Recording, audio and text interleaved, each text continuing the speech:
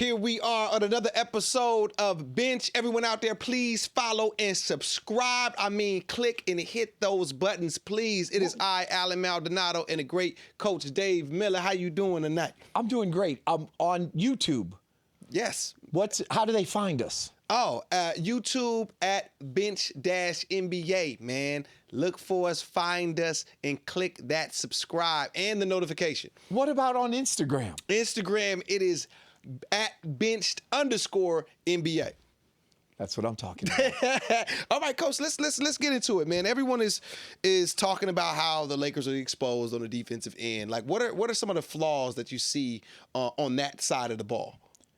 Well, without question, quickness, foot speed, agility, proactivity, because I think a good defense has got to be on the balls of your feet, and you have to react. If you're in a defensive position for more than a second or a half because the ball's moving, whether it's off the dribble, whether it's off the pass, on the flight of a pass, you should be jumping to the ball so you can provide help defense, right? We've always talked about guarding there's 1.5 players guard the ball anywhere the ball is.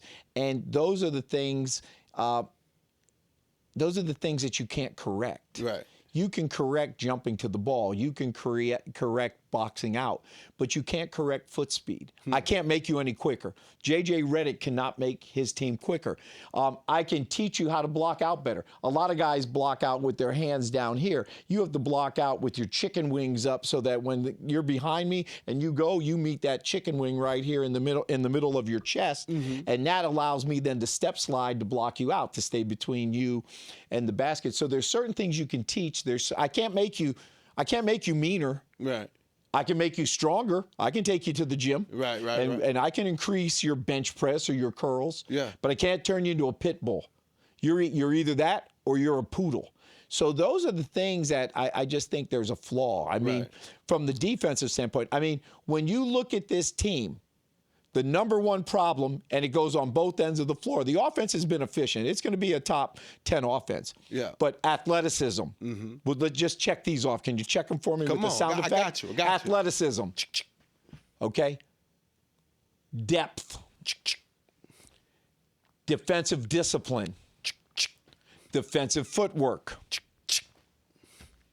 I mean, if I got to go anymore, you're running out of checks. You're running out of. You turning into Nike right now. Yeah. Just do it. I mean, just do it. You know, those are the things.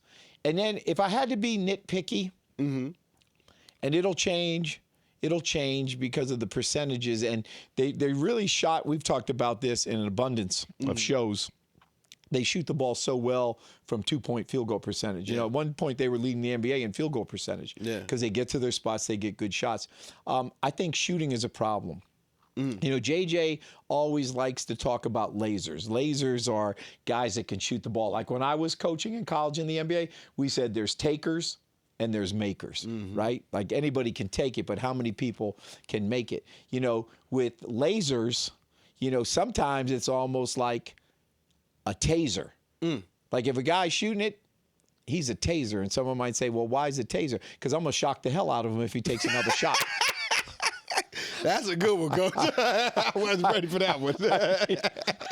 I mean, I've always liked makers and takers, but you know what's great about the new taser? You know That's what? Crazy. The new NBA, all these there's so many young assistants out there, and they come up with all this good stuff. You know, like I forget what it's called, but like I always like to do things like, say, palms to the passer. Instead of just target hands, palms to the passer. Eye contact. You know, that's how you avoid turnovers. You know, when I'm doing a scouting report, I'd say it's all about the T's. Starts with transition defense.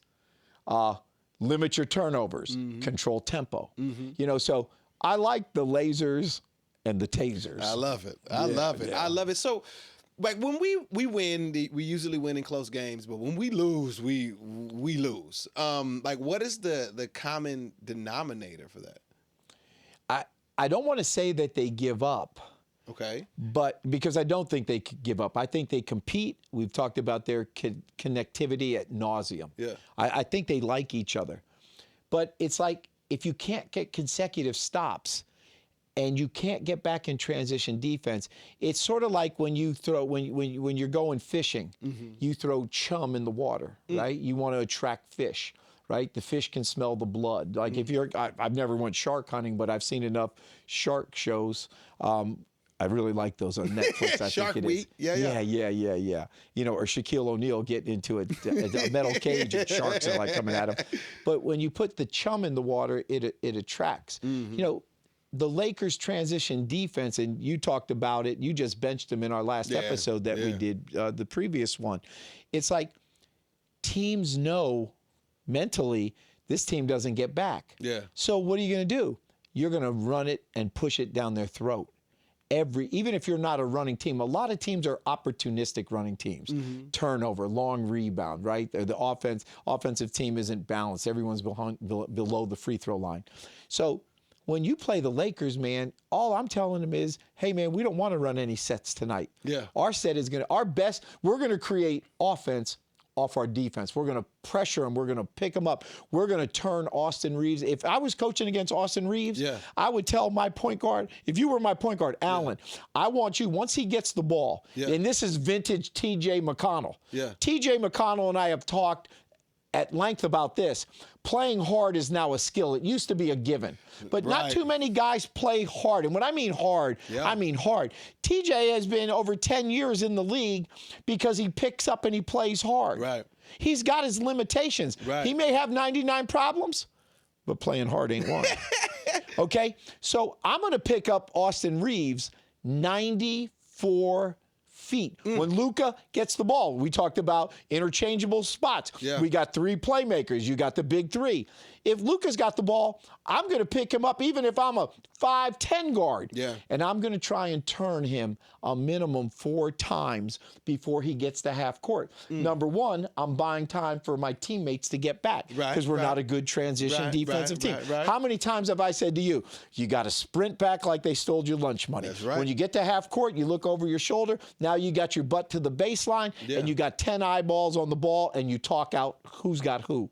So you gotta pressure them. You gotta pick them up, and I just think they get tired, and it's not because they're expending energy. It's because they've dug this hole. When somebody comes down and gets layup after layup, like LeBron's dunk. You know that series against the Spurs. I can't take you through the whole thing again. I could have, but it's getting late now. But it's like.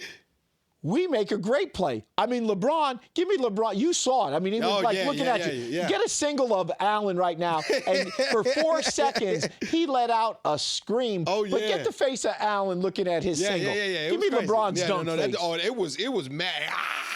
He was in it. Jackson He was in it. Then he went down and blocked the next shot. So it was good play, great play, then 2 bad plays. And then they give up a dunk. You know, and again, I'm not giving you that verbatim, but it was just like defense is every 5 possessions, I've told you this, I chart. And you want to get 3 kills. You want to get 3 stops. And they just can't do it. So I think it's like, you've been to the beach as a kid or with your kids, you're right at the water line and you're digging that hole. You know, you tell your kids, have you ever said, we're going to dig to China? China's the next spot. And you dig that hole, the water comes up, fills it up, sand goes down, and you got to keep digging. And it'll happen all day. I mean, it's a great way to occupy the kids. And if you got sunglasses on, you don't actually have to be looking at the sand. You know what you're looking at, Alan. You already know. Hey, you don't even have to. Hold on. I was moving my head. This is Alan. This is Alan, but watch my eyes. I love to be right? Yeah, I know you do. I know you do, player. And so, anywho, you know, it's just that hole keeps filling up. So the more you dig, the more the water comes back. And I just... Even when they play ketchup, you know, what's that song with Dua Lipa and DaBaby when he says put some ketchup on it? Oh, you got me on that. I don't know that one. You don't? No, I don't got that one. I don't know which song that one. Oh, well, when we go to maybe levitating. We got to pull that levitating. One up. Yeah. Oh, I may be a little bit cooler than you when it comes to music. You got the baby. You put the baby in your playlist. You shocking me, Coach. I love the baby. Okay, all right. He's like something like put some ketchup on it, you know. And he's talking. He's probably not talking about a hamburger, but I'm a senior citizen, sure and I think he's talking about a hamburger. Coach, I'm pretty sure he is not talking about a hamburger. Okay. I don't think the baby is pulling up the Burger King and rapping about it. Okay, so we're gonna. Okay, this is gonna kill you. I forgot what we're talking about. We were talking about just oh man, what were we talking about? You got me tripped up over the damn the baby, the damn burger, because I'm over trying to figure out what song it was. But I guess shit. What were we talking about? Oh man, I got lost. Was that Sprite or champagne you gave me before we started? I think it was a mixture of both. If listening to the baby, we didn't. Okay, is that what's called a spritzer? Listen. Wait a second. I gotta. What? No, I won't go there. Okay. So listen. So moving on. It felt like it was all good a week ago. All good a week ago. We were stop. I got to stop you, my host with the most. What? We're infatuated with the 17-7, and don't get me wrong. I know. Don't get me wrong. I know. If you and I, when we started this, would have said that we were going to be 17-7, we now dropped to 4th. Okay. We would be ecstatic, and I'm ecstatic. Yeah. But we're going to start playing some really good teams. Yes, we are. I didn't redo my stuff and my numbers because we still don't have a sponsor. We still don't have stats. We don't have a computer here. We got to get a little desk. Have you ever been to IKEA? Well, yes, I have. Okay, I've me gotten too. lost in IKEA several times. Yeah. One time, did you ever eat the Swedish meatballs when you're checking out? I didn't. The pizza, the hot dog. I didn't went through the whole list. Yeah, you're my type of guy. You are a Renaissance man. Yeah. But anyway, I think we're 6-6 against teams that are 500. I know this. Of the 7 losses that we have, and I'm not going to sit here and try and say it, but I remember the Warriors, Portland, Atlanta. I was just going to say, okay, so then we went to Atlanta. Yeah. Then didn't we have Oklahoma City? Mm-hmm. Didn't we have the Spurs and the Suns? Mm-hmm. We had Boston. So 7 losses. Yeah. Of those 7 losses, we've already talked about this. They were up there 19 to 23 turnovers. So that was a common denominator of why they were losing of the 7 games. And every one of those teams had athletic guards. Every one of those teams got up and down the floor. Every one of them got easy baskets. And so while I love the 17 wins, we have 17 wins, and offensively, we're up there. Yeah. But defense, man, we're in the basement. We're not the worst defensive team. We're pretty close. We're a couple steps from being down at the bottom of the ocean. Yeah. And those numbers don't mix. That's like oil and vinegar, right? When you get an Italian salad. Yes. Right? It's just it's really odd for the analytic people to be able to crush those numbers. I've told you this. I'm not an analytic guy, but if you can give me something to make my team better or my company better, or you can tell me, because you are a great actor on TV and film, if you tell me about my presence on camera or doing something, I'm all ears. You know, I like to talk because it's hoops. If we're talking movies, if this was Siskel and you were Ebert, I'd be asking the questions, right? Because you're a genius when it comes to what you do. But the 17 wins, it's going to equal out, and JJ's got to figure out the combinations. We talked a little bit in the last podcast, like if Rui's not going to get an abundance of shots, and that's what he does, then maybe we move him to the bench. Okay? I don't know his ego. I think he's a great guy. Anytime I've been around him, you know, in college in the WCC, I was around those teams a lot, doing West WCC games. I don't know if he's a guy that it would change his MO or his motor or about coming off the bench. I wouldn't think so, but there's a lot that goes into that. But maybe he's best suited in the second unit, and you try Marcus Smart, who gives you now a defender. Because I'll ask you as a fan. Yeah.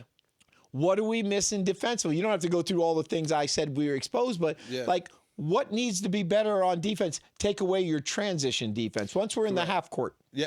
Well, listen, what I saw last night was they didn't get back, and they were getting early offense. The opponent was scoring early. Yes, that's what I was getting to. It was they couldn't even get into their defensive schemes. Like, they just couldn't even get into them. They were just athleticism, as you've mentioned several times on this podcast. That's what's being exposed, man, and it's difficult, as you say, to make people faster or make people want to work harder on that end of the floor. Now, let me stop you there, though. Yeah. So let's say I was guarding you at LA Fitness. Yeah. You use that analogy. Yeah. So if you're quick, and you're quicker than me, and you're probably half my age. Yeah. But I couldn't guard you championship level, and I'm talking LA Fitness championship level, right? Or Equinox, right? But if you're that quick, instead of me being nose to nose, and we always say an arm distance away. Mm-hmm. So I want to be an arm distance away so that I'm there to contest a shot if you pull up, or I can windmill on the dribble drive, or I'm there to cushion the drive. Mm-hmm. If I'm off you arm's length and a half, we call that gap, arm's length and a half, I can beat you to your spot. I don't have to be as quick as you because I'm off you. And when you go to dribble drive, you give me a foot fake and you foot fake left and you're going to rip through and go right. Yeah. I can beat you to the spot because it's a known fact. I can move my feet faster than you because you got the ball. Right. You're reading my footwork to see, am I giving you right? Am I giving you left? Mm-hmm. Or a good defender is squared up. I'm trying to make you go sideline to sideline. Right. So the scheme is to get back and get turned. And then I told you this in one of the first podcasts. Mm-hmm. You want to be a coach? You want to make $10 million a year, $9 million a year? This is what you tell your player. Don't let your man's shoulders get by yours. So if that camera, that screen, that TV monitor I'm looking at right now, if that's my man and I'm arm's distance away, I'm not ever going to let your shoulders get by mine. Mm-hmm. So that means you're going to play east to west, not north to south with a penetrating pass. Mm-hmm. If you're quicker than me, I'm going to gap you in a half so that I beat you to the spot. But I also have to be cognizant that if you decide to pull up, if you're a non-shooter, I'm going to double gap you. Right. Just like when you go under a screen. Going under a screen is because the guy can't shoot. Right. And we're beating you to the spot. Well, I'm going to do that. And that is about defensive discipline. That's about KYP. It's the first time I used it, man. All my Laker fans from Time Warner Cable and Spectrum, I would go up to the board, man, and I'd hit you with KYP when I did my breakdown. Know your personnel. Yeah. So if you know your personnel and I know you're a non-shooter, I can always be off you to cushion that drive because eventually you're going to bring it to me. Yeah, they were moving so fast. I just saw them, miss assignments left and right throughout the evening. And as you mentioned in other podcasts, you've said that we're a 3-and-D man away. Like, what do you think are some potential sort of trades or just new players we can bring in regards to fixing that defensive end? Well, the newest flavor of ice cream at Baskin-Robbins, he's called Herb Jones, okay, from New Orleans. And what drives me crazy now, and again, I love to talk hoops. Yeah. I love to talk with you. I love to talk at the health club in the morning. I love to talk walking at the Strand, okay, when I take my walks. Mm-hmm. But Herb Jones isn't available. And I don't know if Herb Jones is ever going to be available. The front office that has him right now in New Orleans re-signed him, if my memory's right. And again, I have a life. I love basketball. Right. But now that I'm not coaching after 3 decades, I'm not reading all day long. Yeah. I'm not that guy that wants to go to the water cooler, right, at the law firm and say, well, John, he's available. Right now, man, Herb Jones is not available. He'll be a good fit. Yeah. I don't know if the Lakers have enough to get Herb Jones. They're not going to you're not giving Herb Jones, okay? You're not giving up Austin Reeves for Herb Jones. They may want that. I mean, you want picks and you want players. Yeah. Okay? So I don't know that. I'll tell you who I would love, and I don't know if you can get him, but Dylan Brooks. Ooh. Dylan the villain, who just kicked our tail. And I told you, he's always got this enforcer, right? He's got this mentality of being an irritant, being disruptive. But he can play. And if you don't believe me, go back and watch the game. Yeah. No D-book, no problem. Yeah. Gillespie hit shots. I never saw, and I don't know if I don't watch the Suns much. Yeah. I don't know if that was one of his best games of the year, but it was one of the best games I ever saw him play. Same. Because he was skilled. He brings you somebody that brings a defensive mentality. You talk about a 3-and-D guy, he will lock you up, he will claw you, he will spit on you, and I'm just saying that. I don't mean that literally. I know he will. He might. Because not on purpose. Yeah. Because when he's in that defensive he might. stance, and sometimes when you see D, and people are talking on D, spit's flying all over the place, right? I mean, that's when you know you got a pit bull. Yeah. He's a pit bull. Yeah. I mean, that solves a lot of problems. There's another guy, oh, man, in Sacramento. I think his last name is Ellis, and his first name begins with the K. I might have to look that one up. I'll be prepared. You know the great thing, and they can tell because we forget sometimes when we're laughing so hard what we're talking about. Yeah. We've never done a show that I've never know what you're going to ask me. Yeah, right. And you know We what's crazy? freestyling, baby. You know what's crazy? He never knows what I'm going to ask him. I mean, a couple episodes, if you want to go back, I'm like, who do you want to do a love scene with in a movie? I know that put him on the spot. Meryl Do Streep. you remember who you told me? Meryl Streep, shout out. Yeah, I see you, baby. I'm just testing you to see if you were trying to mess with me. Did she contact you by any chance? No, you ain't. That's none of your business, Coach. Okay. So this is our maybe 12th podcast, if I'm guessing. Yeah. We're not that tight yet. How many episodes do we have to do till I know? All right, I'll let you know. I'll let you know how it goes. I'll give you that much. You know what? That's me and my brother. That's me and my brother. That's right. So that would be another guy at Sacramento that I would look at. But you know, right now, it's sort of like a cat-mouse game. Yeah. Everybody's going to start talking December 15th, January 14th, and again, I'd have to look it up, but January 14th is when it starts a little bit of the meat and potatoes. Yeah. It's great with the G League. The G League has their I don't know what they call it, but all the G League teams get in there and play. And it's good to watch G League players, but it just gets all the GMs and all the scouts there. And that's when conversation starts. Sometimes trades, you're talking about one guy and another guy, you're trying to get intel, right? And it just depends. And the other thing I want to throw out to you, and you would know this being a fan, nobody wants to help the Lakers. Nobody wants to help the Celtics because they hate the Lakers. They hate the Celtics because they're the two best franchises in the history of the NBA.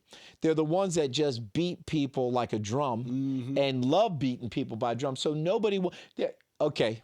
I'm going to let you win. I'm going to buy dinner tonight. You owe me dinner. I got and I know you were going to pick it up. You said we're going to dinner. Yeah, we're going. Yep, tonight.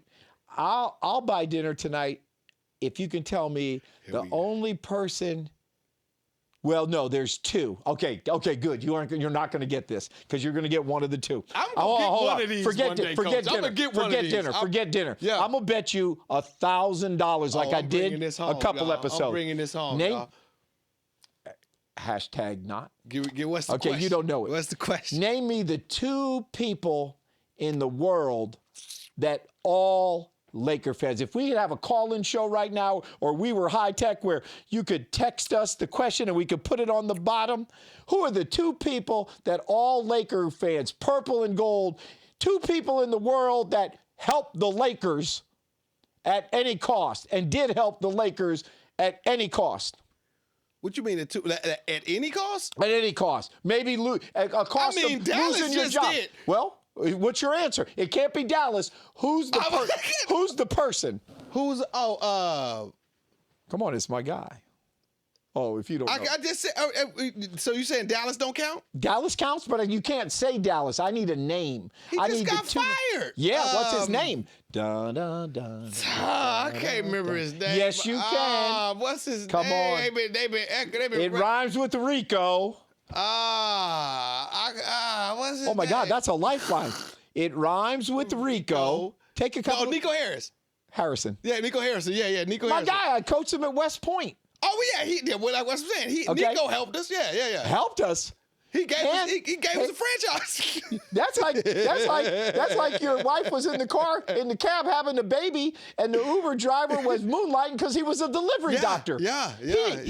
In the middle of the night, he delivered the Lakers Yeah. Luka. Yeah. So that's one. Nico. Who's the next person in the world that if this was live I don't TV, know that. I would say that the Paul Gasol trade from the Grizzlies was amazing. That was a thief in the night. I can't remember the GM's name, but yeah, that was. you got 10 seconds if you want to win the $1,000. I can't remember the GM's name. You got to give me the two names. I can say the Grizzlies, Paul Gasol. That was that. Thank you. Thank you. We won a chip that year. What would be great? I would love to give it to you, but it would set a subpar standard. I can't get $20 out of that thousand. So the GM was Jerry West. So it was Jerry West. Yep. It was Jerry West. Yep. Okay. Give my 20. I got the franchises. I didn't get the guys' names. I didn't get the GM. Listen, if you're on Jeopardy, it's a little short. If you're on Jeopardy, don't you have to say what is? But see, I'm not. You playing Jeopardy? I'm playing Price is Right. You know how you bet $1? Yeah. This is my bet $1. So you're not winning 1,000. I got 20 though. Okay. Yeah, it was the Grizzlies in Dallas. I know who helped us out. Well, that was it though. I had to give you Rico so that you could get Nico. Yeah. And that was I hand delivered you that. I mean, but they've been killing Nico, so I kind of just forgot about him because he said he unemployed. He put it on his IG. He put it on the IG. He's okay. I forgot about him. He's okay. But that's how deals get done. I know Dallas won't forget his name. Yeah. The Dallas fans. Hey, Luka won't forget his name. He won't. Yeah, he won't. But that's how this stuff happens. Yeah. And you know what was great? It's really pretty good about the Lakers. They really keep, man, they keep tight lips. They don't let too many people know. That's how you know, like, nobody knew that was going down. Yeah, no. And so that means that the top of the food chain were the only ones that know. Yeah. Because everyone said, like me and you, I'd say, hey, Alan, can we get a two? Yeah. Hey, you're never going to guess what I heard at the facility yesterday. Right. And I can't tell you. Then what are you going to say? No, you got to tell what's going on. Yeah. Hey, they're fixing to. Oh, it is. Yeah, somebody definitely telling somebody. Yeah, and then, well, you. So what? So I just told you what's going to happen. Oh, yeah. And then what do you say to me? No. Yeah, and then what's the second thing you say to me? How? What's the third thing you say to me? When? What's the last thing you say to me? How much? No, you're going to say, I won't tell anybody. Oh. Well, right? I'm going to tell somebody. I know. That's why I went to go somewhere. Maybe we should try. I went to go throw myself. Maybe we should try a scripted drama. Because I'm like, of course you're going to tell everybody. Lou, and then you tell somebody that he tells somebody. Hey, and then it's like that. Do you know the rap song when Biggie says you can tell your friends and I can tell my friends, and guess what? We can all be friends. And then what are we going to eat in the hot tub? Steak and. Which is great. I love you, man. Come on, man. I got the big. You don't know about the baby and levitating. I ain't got the baby, but I got B. Yeah. Where'd Biggie grow up? What you mean, Brooklyn? What part? Bed-Stuy. Yeah. Brownsville, Bed-Stuy. Oh, yeah, Brownsville. I did a movie in Brownsville. Where? I don't know the block, but I definitely had to make some phone calls and let people know I was there and I could be safe. Yeah, I can't give that. I'm not going to give the address, the number address, but Osborne Street, Brooklyn, New York, Bed-Stuy.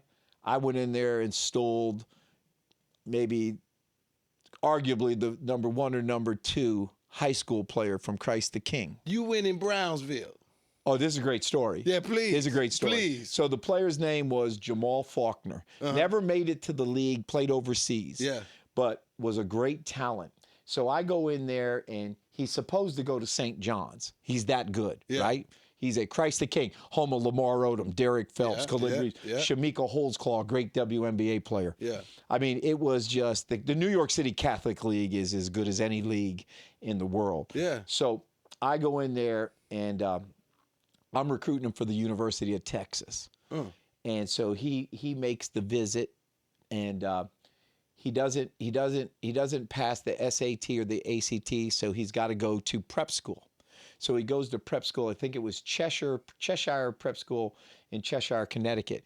And then I took a job. I left Texas and went to Arizona State with Bill Frieder when he made the move from Michigan. So he was open game again. So I went and recruited him again, and I took him to Arizona State, where he was the Pac-10 freshman of the year.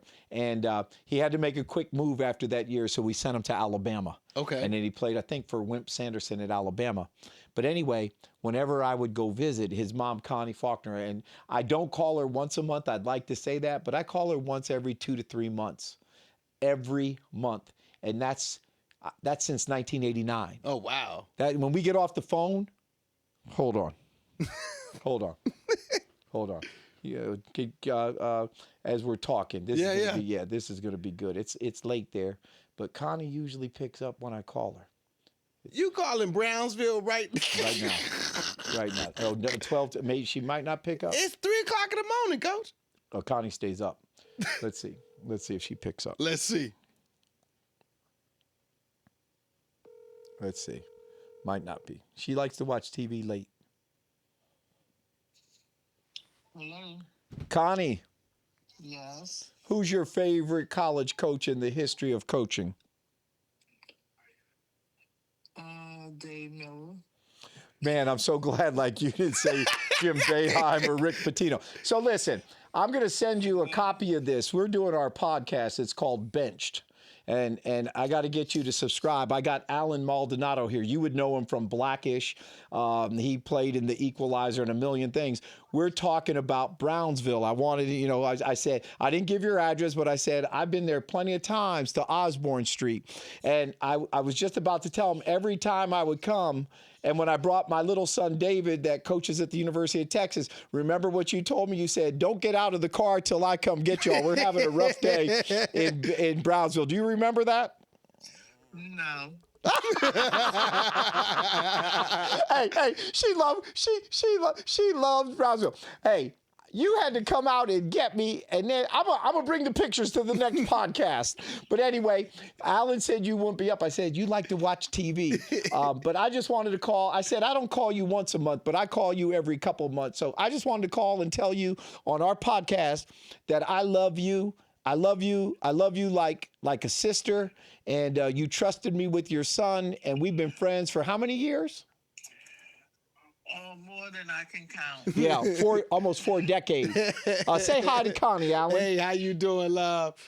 Hi, how are you? Man, thank you for being part of this podcast and keeping him safe in Brownsville. Yeah.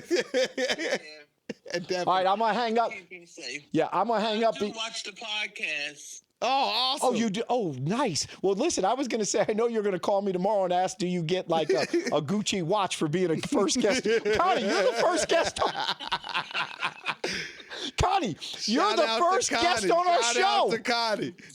This is no, listen, Alan taught me a new word. This is no cap. Do you know what cap means? No. Yeah, I know, because you old like me. Okay, cap means you're telling a lie. Listen, we just got off the phone when we were ready to tape with Byron Scott. He was going to be like the first guest. I asked Jeannie Buss the other day. I said, Jeannie, I think I'm going to have you be our first guest. You are our first guest. Hey, okay. She's so excited. Hey, Connie. She's so excited. Connie, we're breaking up, and I'll call you tomorrow. I love you. Bye. I love you too. I love that. Oh, man. I love that. Man. I love that. Oh, man. Anyway, Brownsville. I was so scared to get out of the car because I had my little baby with me. Oh, I know. Listen, you got some street cred. If you can walk around Brownsville. Mike Tyson's neighborhood. Oh yeah, I know. I definitely know. I can't even remember the What name did you of the movie. film there? I can't remember the name. I've done so many. But a shout out, I was starring opposite my boy Yaya.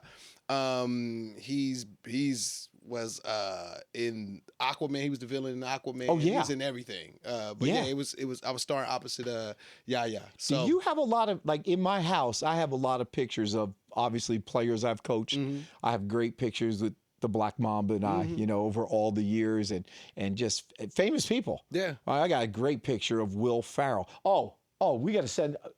I got to get this to Will Ferrell's people.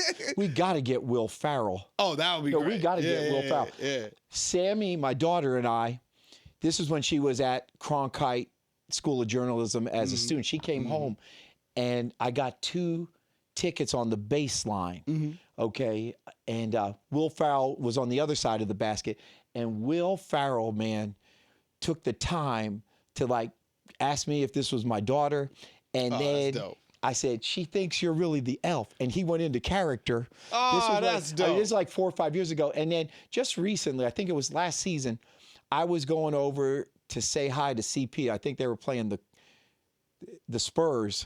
Yeah, I think it was a Spurs game. And he was with his son who goes to USC. And I just didn't want to walk over and bother him. He was with his son. Yeah. And as I walked by going like to Chris to say hi to Chris, and Chris's dad was there and his brother, CJ. And Will Ferrell says, Coach Dave. And, you know, I know that voice. Yeah, I was like, whoa. And I like pointed to Mr. Paul, like, wait a second, and went over, and he introduced me to his son. Yeah. Will Ferrell, not just a great actor, a great comedian, just a great Laker fan.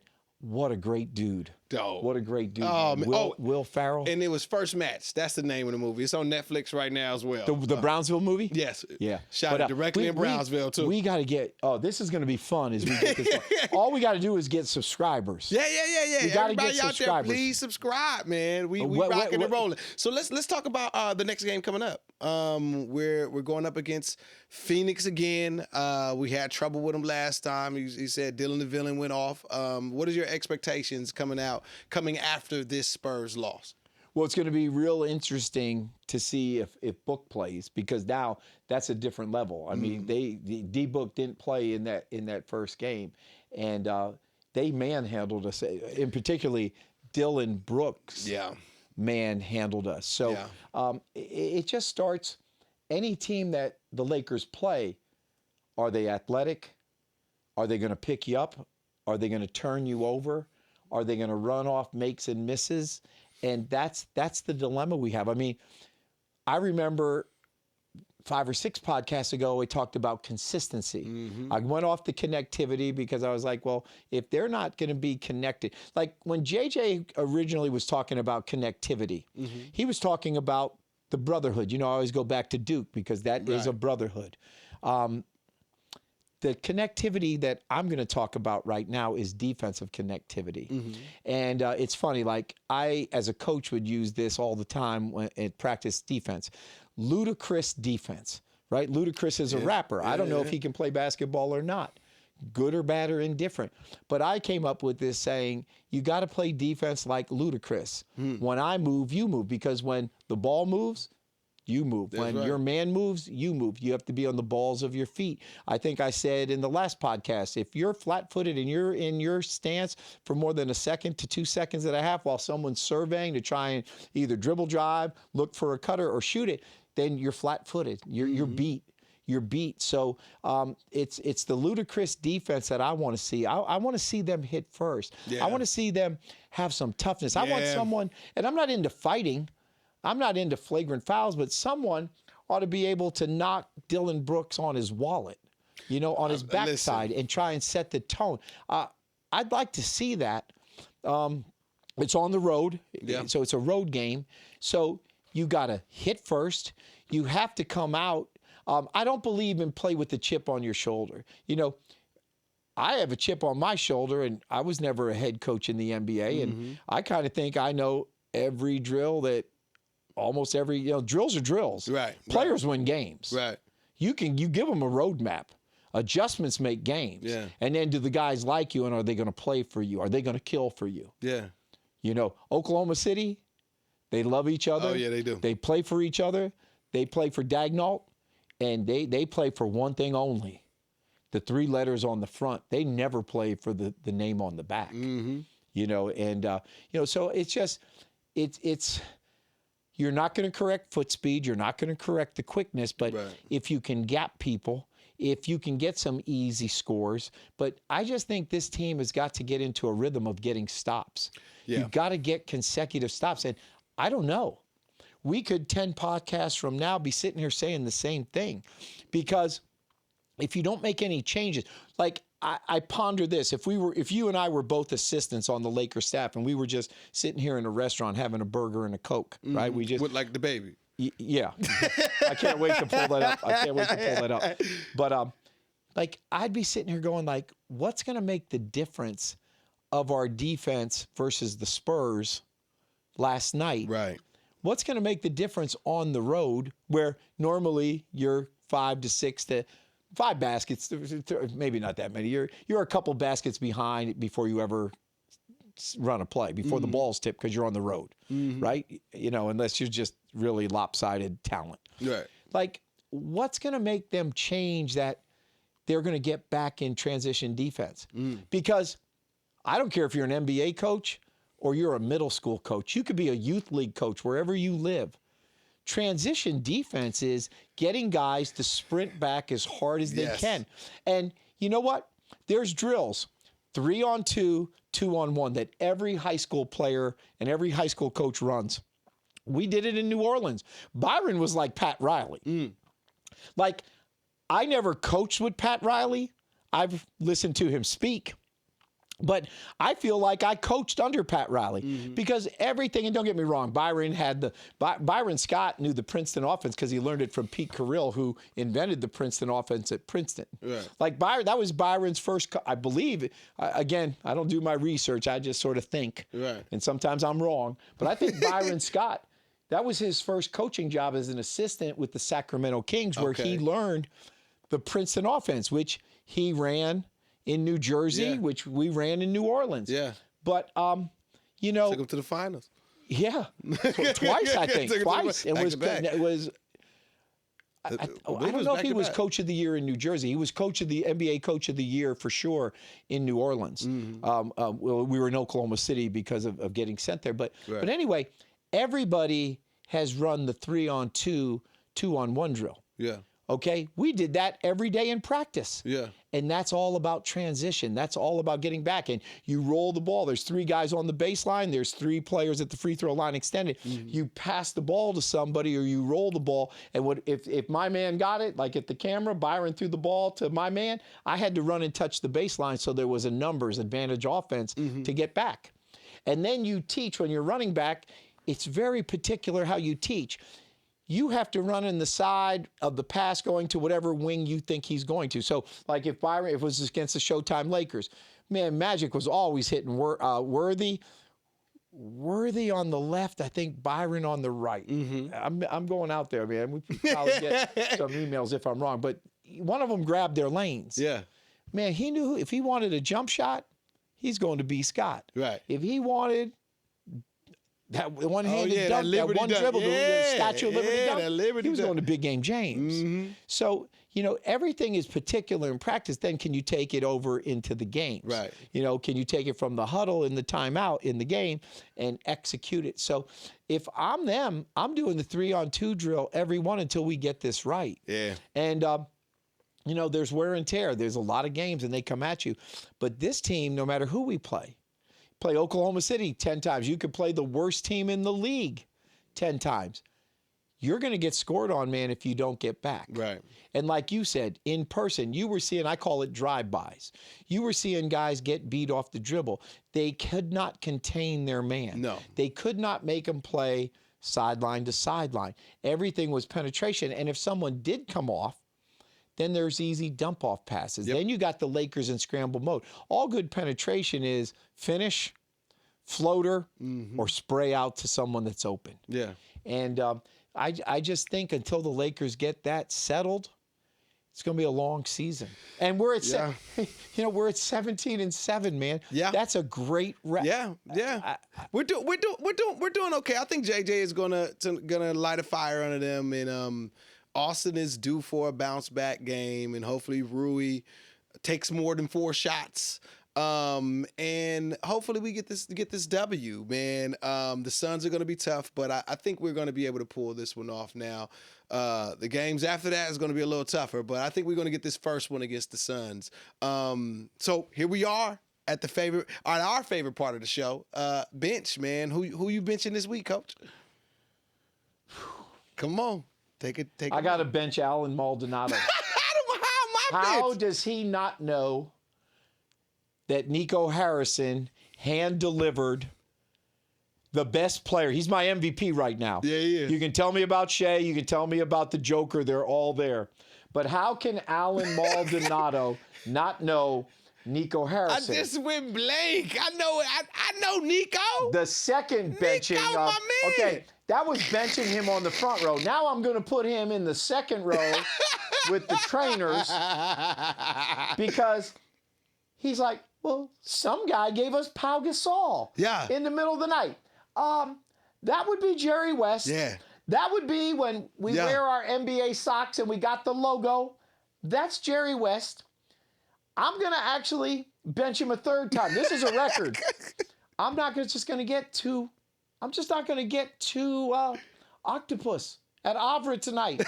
I'm getting 3 appetizers. Running it up. All right. I'm bringing it up. All right. Bench all right. once, bench twice, bench for a third time.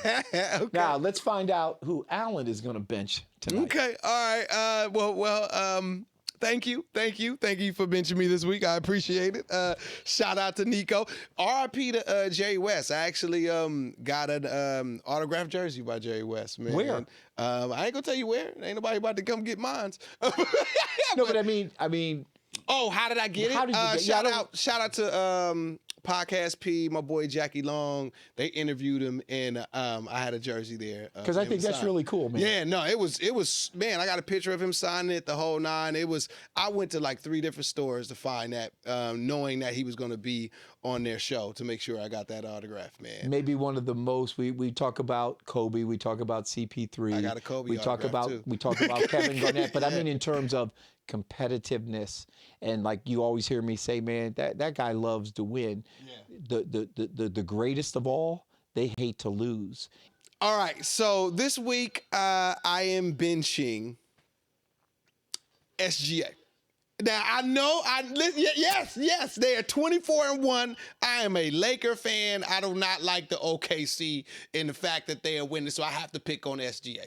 I don't like his facial expression when Chet got knocked on his back pockets. Like, you do not, you supposed to want to be rushing in to be ready to fight that man, not like, oh, wow. Like, he is a new meme because of his reaction rather than him coming in there to defend his big man. So that's why I'm benching SGA. Now, I know they 24-1 and all of that, but the fact that he didn't go in there to defend his big man, I'm benching him, man. I'm benching him. I know he averaging all the points, but no. He getting benched again. I'm a stay benching the OKC until they win at least one more, they lose at least one more game.